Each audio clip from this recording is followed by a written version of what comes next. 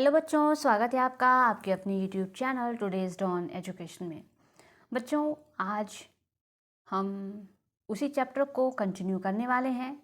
Chapter है नेताजी का चश्मा और इसमें हम क्वेश्चन नंबर 5 को सॉल्व करेंगे। और एक ही वीडियो में इन सारे क्वेश्चंस को भी हम लोग कवर कर लेंगे। ठीक है, आपको मैंने पहले बता दिया है और आप जो है इसी वीडियो में सारे क्वेश्चंस आपको मिल जाएंगे, क्वेश्चन नंबर 5 से लेकर। ठीक है, इससे पहले हमने जो है अलग अलग वीडियो में अलग अलग क्वेश्चंस को कवर किया है, तो आप उसको भी विजिट कर सकते हैं। फिलहाल इस एक वीडियो में हम ये सारे क्वेश्चंस को जो आपकी स्क्रीन पे दिख रहा है इसको सबको कवर करेंगे। ठीक है, तो चलिए बिना देर के हम इस वीडियो को शुरू करते हैं। वीडियो पसंद आए तो वीडियो को लाइक करें, चैनल को सब्सक्राइब नहीं किया जल्दी से चैनल को सब्सक्राइब कर लें, क्योंकि हम लाते हैं आपके लिए ऐसी सॉल्यूशन वाली वीडियोस। क्वेश्चन आपकी स्क्रीन पे आ चुका है। क्वेश्चन है, हवलदार साहब का कस्बे से क्या संबंध था? आंसर है, हवलदार साहब का कस्बे से कोई संबंध नहीं था। वह हर 15वें दिन कंपनी के काम के सिलसिले में कस्बे से गुजरते थे। इसी आवागमन के कारण कस्बा उनके मार्ग का एक ठहराव बन गया था। कस्बे से गुजरते कस्बे के मुख्य बाजार के चौराहे पर रुककर पान खाया करते थे। नेक्स्ट क्वेश्चन है क्वेश्चन नंबर 6। स्वयं प्रकाश जी ने नेताजी का चश्मा पाठ में किस विषय में यह कहा है कि पूरी बात तो अब पता नहीं? इसका आंसर देखते हैं। आंसर है, स्वयं प्रकाश जी ने नेताजी का चश्मा पाठ में कस्बे की मूर्ति लगाए जाने के लिए मूर्ति निर्माण का कार्य स्थानीय कलाकार द्वारा कराए जाने का निर्णय लिए जाने के विषय में कहा है कि पूरी बात तो अभी पता नहीं। उनके कहने का आशय यह है कि अब इस बात का सही पता किसी को नहीं है कि मूर्ति का स्थानीय कलाकार द्वारा बनवाए जाने का निर्णय क्यों लिया गया था। ठीक है, नेक्स्ट क्वेश्चन है क्वेश्चन नंबर 7। नेताजी की मूर्ति स्थानीय कलाकार द्वारा बनवाए जाने के कौन कौन से कारणों की संभावना व्यक्त की गई है? आंसर देखते हैं। नेताजी की मूर्ति स्थानीय कलाकार द्वारा बनवाए जाने के 2 कारणों के संभावना व्यक्त की गई है। पहली संभावना यह है कि व्यक्ति की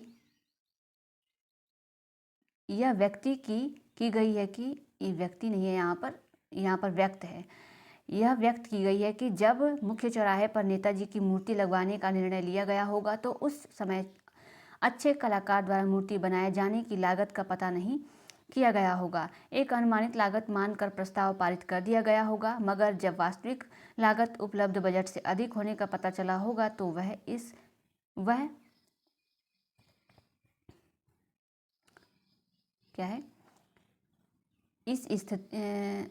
तो यह स्थिति यहाँ पर यह है, तो यह स्थिति उत्पन्न हो गई होगी कि इसलिए उपलब्ध बजट में ही मूर्ति बनवाने की व्यवस्था के कारण स्थानीय कलाकार द्वारा मूर्ति बनवाए जाने का निर्णय ले लिया गया होगा। दूसरी संभावना यह रही होगी कि निर्धारित बजट में अच्छी मूर्ति बनाने के लिए कलाकार की खोज में या समय आगे बढ़वाने के चक्कर में चिट्ठी पत्री लिखने में लंबा समय बीत गया होगा और इसी बीच बोर्ड की शासन अवधि समाप्ति का समय भी समीप आ गया होगा। इसलिए शेष 1 महीने की समयावधि में मूर्ति बनवाकर लगाए जाने के लिए स्थानीय कलाकार द्वारा मूर्ति बनाने का निर्णय लिया गया होगा। ओके, नेक्स्ट क्वेश्चन है, किस दृष्टि से नेताजी की मूर्ति लगाए जाने का प्रयास सफल और सराहनीय था?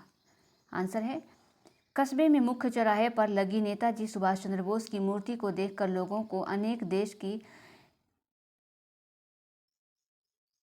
स्वतंत्रता आंदोलन में दिए गए योगदान का स्मरण आता था। अनेक नहीं है, अपने है यहाँ पर। ठीक है, उन्होंने किस प्रकार दिल्ली चलो और तुम मुझे खून दो मैं तुम्हें आज़ादी दूंगा नारा देकर देशवासियों को आंदोलित किया था। इस प्रकार करके देशवासियों में देशभक्ति की भावना जगाने की दृष्टि से नेताजी की मूर्ति लगाने का प्रयास सफल और सराहनीय था। नेक्स्ट क्वेश्चन है,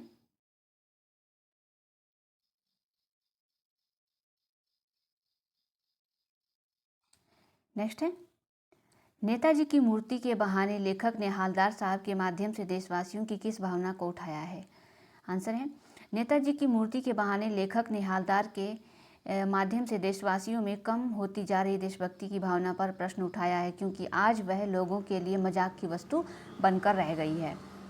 ओके, तो ये रहा आपका आंसर।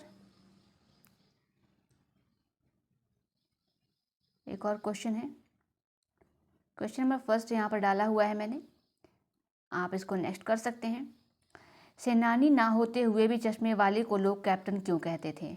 आंसर है, सेनानी ना होते हुए भी चश्मे वाले को लोग इसलिए कैप्टन कहते थे क्योंकि उसके अंदर देशभक्ति की भावना कूट कूट कर भरी हुई थी। वह स्वतंत्रता आंदोलन में भाग लेने वाले सेनानियों का बहुत सम्मान करता था। आइए नेक्स्ट क्वेश्चन भी देख लेते हैं। नेक्स्ट है, हवलदार साहब पहले मायूस क्यों हो गए थे? आंसर है, हवलदार साहब पहले मायूस हो गए थे क्योंकि वह सोच रहे थे कि कस्बे के चौराहे पर सुभाष चंद्र बोस की प्रतिमा तो अवश्य मिलेगी, परंतु उनकी आंखों पर चश्मा लगा नहीं मिलेगा। चश्मा लगाने वाला देशभक्त कैप्टन तो मर चुका है और वहां अब किसी में वैसी देशभक्ति की भावना नहीं है। नेक्स्ट क्वेश्चन है, पान वाले का एक रेखाचित्र प्रस्तुत कीजिए। आंसर है, पान वाला काला मोटा खुशमिजाज आदमी था। उसके सिर पर गिने चुने बाल ही बचे थे। ज़्यादा पान खाने के कारण उसके दांत काले हो चुके थे। वह हर दम अपने मुंह में पान भरे रहता था। नेक्स्ट है, वह लंगड़ा क्या जाएगा फौज में, पागल है, पागल है पागल। कैप्टन के प्रति पान वाले की इस टिप्पणी पर अपनी प्रतिक्रिया लिखिए। आंसर है, यह टिप्पणी कैप्टन के बारे में हवलदार साहब के द्वारा पूछे जाने पर पान वाले द्वारा कही गई थी, जो बिल्कुल उचित नहीं था। कैप्टन शारीरिक रूप से अक्षम था, जिसके कारण वह फौज में नहीं जा सकता था, परंतु उसके हृदय में जो अपार देशभक्ति की भावना थी वह किसी फौजी से कम नहीं थी। कैप्टन अपने कार्यों से जो असीम देश प्रेम प्रकट कर रहा था उसी कारण पान वाला उसे पागल कहता था। ऐसा कहना पान वाले की स्वार्थपरता की भावना को दर्शाता है, जो स्वार्थ आगे है, जो सर्वथा अनुचित है। वास्तव में पागलपन की हद तक देश के प्रति त्याग समर्पण की भावना रखने वाला व्यक्ति श्रद्धा का पात्र है, उपहास का नहीं। ओके, तो ये रहा क्वेश्चंस। तो आज ये चैप्टर जो है कंप्लीट हुआ, नेताजी का चश्मा। और आगे हम नेक्स्ट वीडियो में नेक्स्ट चैप्टर को सॉल्व करेंगे। इसमें कुछ एक्स्ट्रा क्वेश्चंस भी इंक्लूड कर दिए गए हैं और आप इस वीडियो को देखिएगा। कमेंट करके हमें ज़रूर बताना आप कि ये वीडियो आपको कैसा लगा है। बाकी के जो क्वेश्चंस हैं इसके हमने सिंगल वीडियो में कवर किया है, लेकिन इस वीडियो में हमने इस एक वीडियो में कई सारे क्वेश्चंस को कवर कर लिया है। ओके, तो चलिए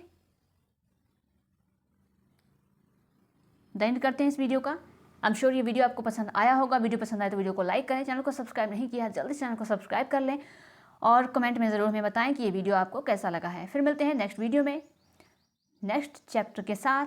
तब तक के लिए कीप लर्निंग, बी कनेक्टेड और देखते रहिए टुडेज रॉन एजुकेशन।